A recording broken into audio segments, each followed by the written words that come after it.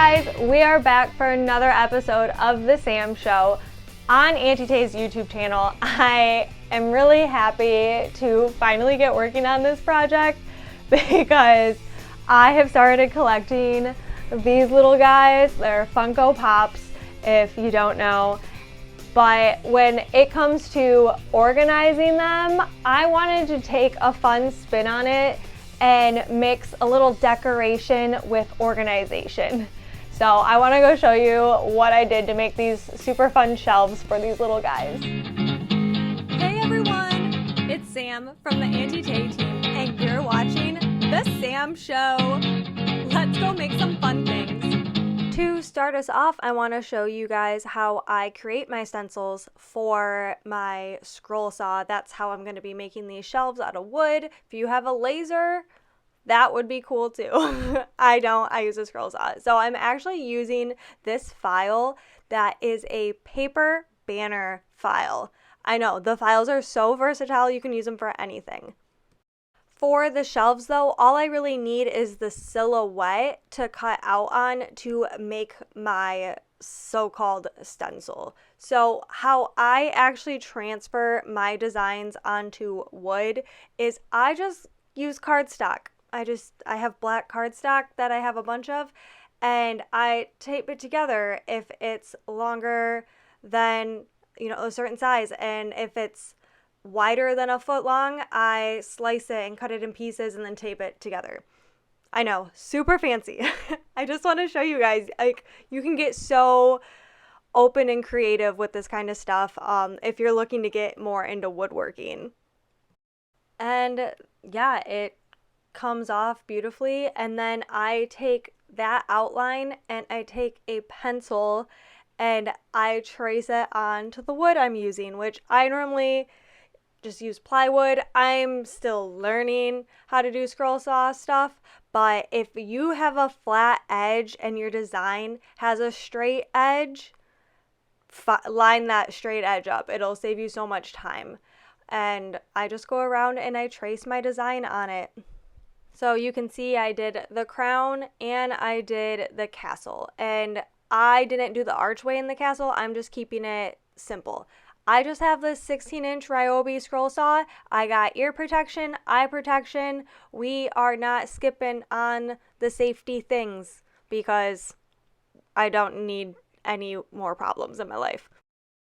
One of the things that I have found that's super helpful when I'm cutting, though, is if I first go through and do little slits into every corner. This helps a ton if you have like a tight corner for your blade from getting stuck, is your piece will fall out. So I just do like these straight cuts into all of these corners or turn points, and that's helped me a lot. You can put a ton of them in. I normally do a handful and then put more in as I go. But yeah, then you can have these cute little wood cutouts, and from there I'm actually going to paint and glitter the crown because you need to have a sparkly crown. But I'm using chalked up paint, and on my second layer then I am just going to throw on some glitter from It's Pretty Personal. This is the Auntie Tay Chunky line. It's so pretty, so sparkly, like the holographic shine in this glitter is amazing. I absolutely love it. And then once that dried, I went in with a second layer and I used Mod Podge and I glittered a second layer just so it wasn't patchy at all. And actually off camera, what I did is I epoxy resined it because I wanted it to be smooth. You don't have to. You can keep it this way. You can seal it with a clear coat of spray paint, but I did seal it. And then now after I added the shelf, I added some bling, and I just used the super tight fusion tack to glue those pieces of bling on. You don't need to wear gloves. I had gloves on because I was working on other stuff too.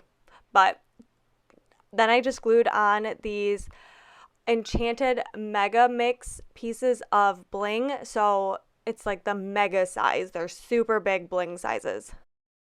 And that was all I needed for the crown. For the castle, I cut out on stencil vinyl the inner part of the castle because if you remember, I did like the silhouette offset of the castle because I do not feel comfortable enough cutting those flagpoles off of my scroll saw yet. I am just not quite there. They are teeny tiny. So I use the offset to cut the wood piece, and then for my stencil, I am going to paint the inside. And I typically don't have that many problems with stencil vinyl, but for this project, it was not my friend. I had lots of bubbles, and then it did not want to stick. And I mean, granted, it's a bigger project, but I've done bigger projects before. So I had painted the castle this bright pink, it's called Flamingo, chalked up paint color. And for whatever reason, the stencil vinyl did not want to stick to it. So I don't know if my wood was just too porous because it's just plywood. So next time I'll definitely spray paint a layer of clear spray paint to help kind of give it a smoother surface to go on because, oh gosh, it was a headache to get it laid flat. But it doesn't have to be perfect when it comes time to paint. So first I did a layer of Mod Podge because I didn't want to try to match the color perfectly. I kind of did an ombre with the pink and was just kind of, I don't know, playing around with paint colors. So I'm using Mod Podge because it's just clear to help with bleeding for when I actually use the paint color. And I did lavender lace and I watered it down way too much. This was a really chaotic process, but we all make mistakes. We can all learn from it. So I painted the lavender lace in between and I used a foam brush and I just dabbed up and down.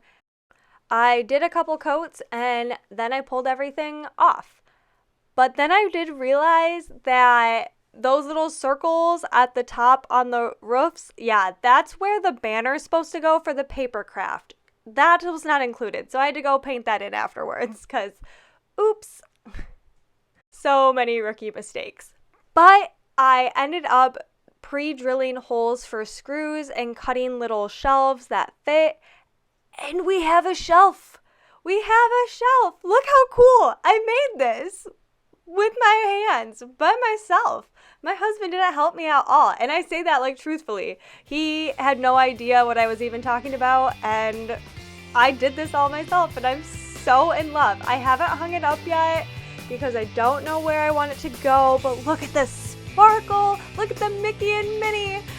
I was just so excited. This was something I really have been wanting to break out and learn and do more with my scroll saw, using my Cricut and my imagination and all these awesome Auntie Tay partner products. And oh goodness, I'm so excited. I hope you guys enjoyed it. I had a great time. See you next time on The Sam Show.